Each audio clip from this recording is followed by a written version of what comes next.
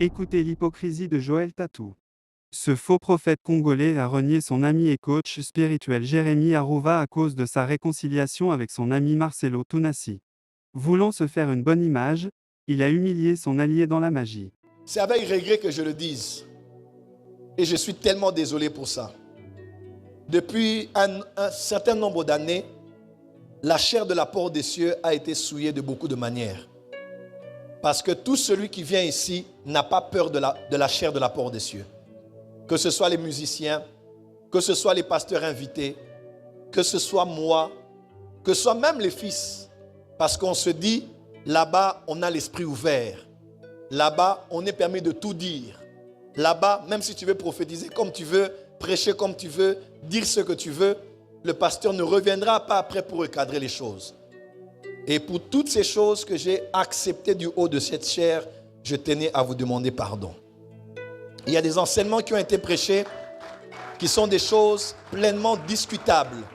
On a reçu des gens qui ont prêché, qui ont enseigné des choses. Et moi, en tant que pasteur, je devais me tenir ici pour vous dire ce n'est pas correct ce qui a été dit. Mais avec la largesse du cœur, on a dit on va laisser ces choses passer.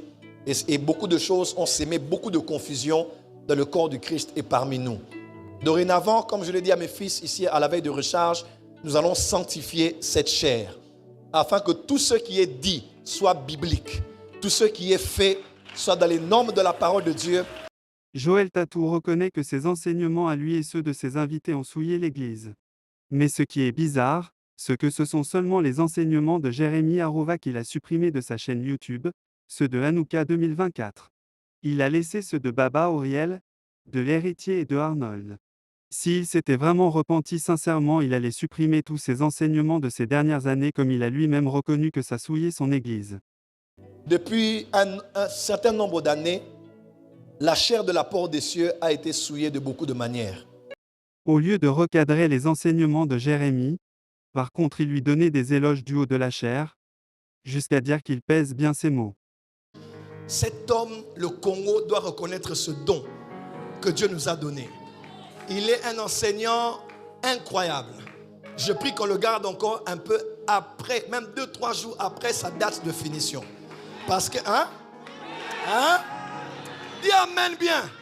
Tel que je dis, il a un certain pouvoir que chacun de nous naisse avec. Et ainsi, tous les fanatiques tels que Japhet Nsamba qui partagent ces hérésies avalent toutes ces souillures. Vous qui défendez les hérésies de Joël Tatou, que dites-vous maintenant? Alors que lui-même dit que ses enseignements étaient des souillures, ce n'était pas biblique, ce n'était pas la parole de Dieu, il a lui-même dit qu'il aime bien aller au-delà des frontières, ça veut dire qu'il cherche en dehors de la Bible pour enseigner. Je suis GFT. Des fois, j'aime challenger.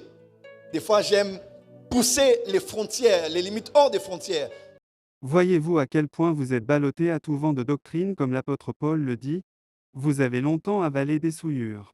Joël Tatou a juste voulu flatter le public et pour se faire aimer par les fanatiques de Marcelo, nous allons vous démontrer que ses enseignements d'avant le pardon, et d'après sont les mêmes. C'est de l'abondance du cœur que la bouche parle. Et si on n'avait pas pris le temps de le dévoiler, il n'allait jamais demander pardon, et ce faux pardon ne veut pas dire qu'il a abandonné la magie. Jérémie demandait toujours la permission à Joël avant de dire quelque chose de leur magie. Prophète, ça va? Ça va, je peux continuer? Agitez bien la main. Agitez bien la main. Là, sur place, je peux appeler n'importe qui. Je libère les vibrations sonores. Prophète, laisse-moi parler. Laisse-moi parler. Joël Tatou était complice des enseignements de Jérémie, et même un jour, il a organisé une émission pour le défendre sur le sujet de jumeaux spirituels. Et pour défendre son enseignement satanique qui est la spiritualité christique. Bien-aimés, soyez sobres, ces gens ont d'une intelligence maléfique. Et j'ai le privilège de vous introduire ce soir un des rares de notre génération qui est vivant sur cette terre des hommes, à qui Dieu a donné la grâce d'avoir déjà l'amour dans son cœur, mais d'avoir aussi la grâce de la science de tous les mystères. Et quand je le dis, je pèse mes mots. Vous me connaissez, vous connaissez mes enseignements, vous connaissez ma manière de travailler. Et l'un des hommes qui m'a influencé dans ces choses, c'est l'homme qui nous enseigne ce soir. C'est un homme illuminé, comme Daniel à l'époque à Babylone et chez les Médo-Perses, qui avait des lumières.